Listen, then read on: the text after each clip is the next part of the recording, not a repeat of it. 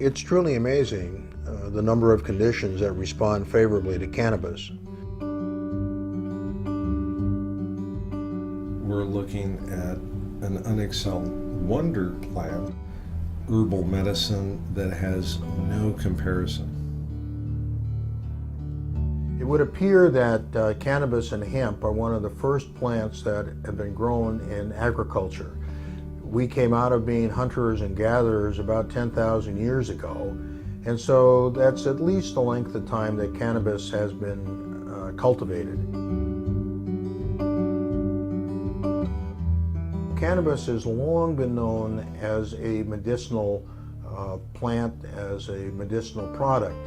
The latest studies, or the latest findings, are a tomb in China in which the contents of the medicine bag of a medicine man were discovered, and one of the things that it contained was cannabis. The tomb was carbon dated as almost 5,000 years old. The conventional wisdom, which goes to the oral history of China, is that the Emperor Shan wrote the first Chinese Materia Medica, and that it contained cannabis. He is alleged to have written it in 2637 BC, which would be almost 5,000 years ago. The oldest known copy of that goes back to somewhere between 100 BC and 100 AD. The oldest actual written record of the use of cannabis as a medicine is found in the writings of the Indian, as in India, Ayurvedic medicine, in which that a piece of history is dated at somewhere between 1100 and 1700 BC.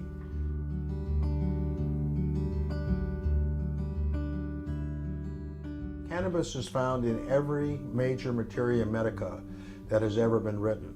That includes the Ebers Papyrus from Egypt. It includes the writing of Descartes, who was Nero's doctor, and his materia medica was used for over 1,000 years, and it was included in the United States Pharmacopoeia from 1854 until 1941. Marijuana has been a medicine for a lot longer than it hasn't been a medicine. Evidence suggests that it was used in northern China for either shamanistic purposes, religion, or healing. And the culture of cannabis as medicine moved across the world. India was very big in the use of marijuana, and it was from India that W.B. O'Shaughnessy, who worked for the British East Indies Company, picked up cannabis and brought it to the United Kingdom, where apparently it was Queen Victoria's favorite treatment for her menstrual cramps. Ultimately, it came to the U.S., and in the early part of the 20th century, most of the major drug companies in this country were actually producing cannabis medicines. Up until the beginning of the 20th century, cannabis was probably the second or third most commonly used medicine in the world. Cannabis was found in patent medicines that were manufactured by such familiar names as Eli Lilly, Squibb, Merck, Parke Davis, Smith Brothers, the Smith Brothers cough drops. And it was available powdered, chopped, whole, and as tinctures. It was only in 1937 when Congress enacted the Marijuana Tax Act that imposed a levy of $1 an ounce for the use of medical marijuana that was the beginning of the end for marijuana as a medicine in the United States.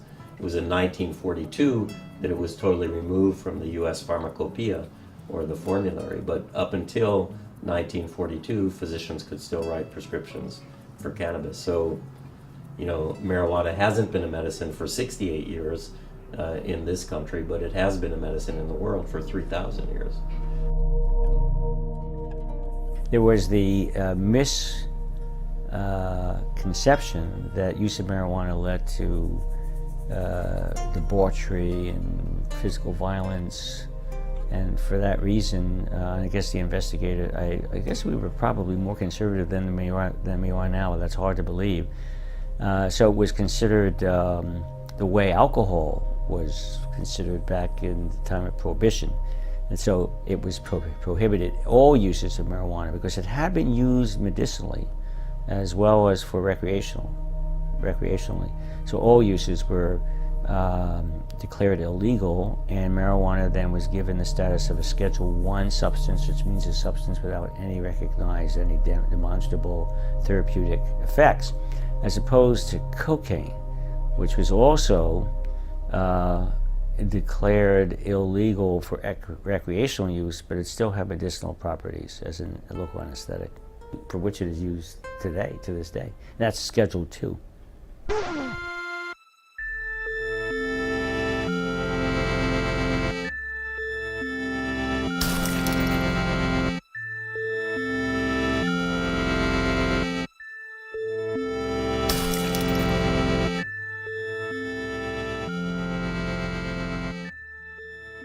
When the Marijuana Tax Act was passed in 1937, immediately Fiorello LaGuardia, who was the mayor of New York, established an august body of scientists to investigate whether the claims that marijuana use was going to increase mental illness and crime in the United States were valid. And the LaGuardia Commission report was issued in 1942, and they concluded that marijuana was a good medicine, and that the claims that its use would increase crime and mental illness were unsubstantiated. Prohibition cannot be enforced for the simple reason that the majority of American people do not want it enforced and are resisting its enforcement. That being so, the orderly thing to do under our form of government is to abolish a law which cannot be enforced, a law which the people of the country do not want enforced. That sentiment was repeated in 1972 when the Nixon Marijuana Commission wrote their report. This was in the face of the admonition by President Nixon that they not recommend the legalization of cannabis for recreational use. Oh, there is a commission that is supposed to make recommendations to me about this subject. The recommendation of the Commission in its first report is that we do not feel that private use or private possession in one's own home should have the stigma of criminalization, that people who experiment should not be criminalized for that particular behavior. Every 10 years or so, our government has sponsored another look into marijuana as medicine. The last one actually now being 1999, when the Institute of Medicine did it. And every 10 years, these august bodies come up with the same conclusion, that there's medicinal value to marijuana, and its adverse effects and addictive potential and gateway drugness are overstated. And for some reason, every 10 years, these reports go, I don't know if they're ignored, but they certainly don't seem to change policy. In 1974, a fellow with glaucoma who was going blind named Robert Randall was arrested for possession of marijuana. He had found that using the marijuana had diminished the symptoms that he was having, and it was later found by both Johns Hopkins and the Jules Stein Eye Institute at UCLA that this was the only thing that would preserve his eyesight. And the federal government then agreed to provide Mr. Randall with marijuana for medical purposes. He had made an agreement, or the government thought he had made an agreement, not to tell anybody about this. Well, as soon as it happened, he told as many people as he could, and began to spread the word, and people began to apply for this program, which was called the IND program. At one time, there were as many as 15 Americans who were receiving 300 hand-rolled marijuana cigarettes a month from the federal government. And there were another 35 people who were approved for the program. In 1989, the first Bush administration decided that they needed to review this. They were concerned that too many people were applying for the program, and if too many people got on it, the public might get the, quote, wrong idea that marijuana actually had some medical value, which of course it actually does have some medical value. Just prior to that time, in 1988, the chief administrative law judge of the Food and Drug Administration issued a ruling recommending that marijuana be rescheduled from Schedule 1 to Schedule 2. In his ruling, he found that marijuana was one of the safest therapeutic agents known to man, and he stated that it was safer than eating 10 potatoes. So I've always been very careful about the number of potatoes I've eaten since then.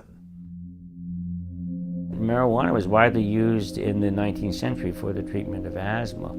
And in the 1970s, we found that marijuana has a bronchodilator effect. It's because of the THC in marijuana.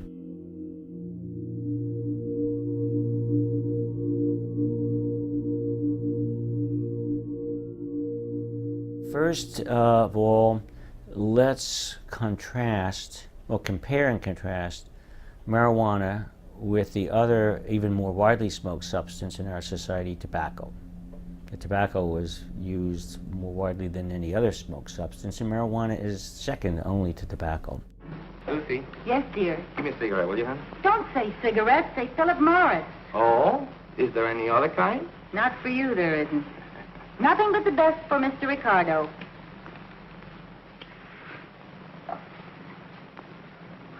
Thank you.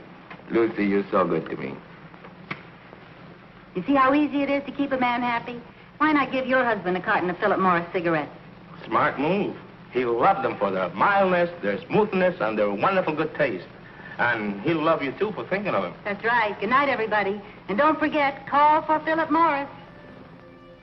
Call for Philip. We know that if you analyze the contents of tobacco and marijuana, they're quite similar. The major difference is that tobacco contains nicotine, not found in marijuana, and marijuana contains THC and about 60 other THC-like substances called cannabinoids, not found in tobacco. But there are a lot of other particulates that are shared in common, and these include carcinogens, such as benzpyrene, the most potent of the carcinogens and considered to be responsible for a large percentage of human cancers. Benzpyrene is found in 50% higher concentration in marijuana smoke than in the smoke from a comparable quantity of tobacco. And this has been shown by 3 separate groups of chemical investigators. So the expectation is that if you smoke marijuana enough and on a regular basis, that you would incur similar risks to smoking tobacco. So what are the major health risks for tobacco?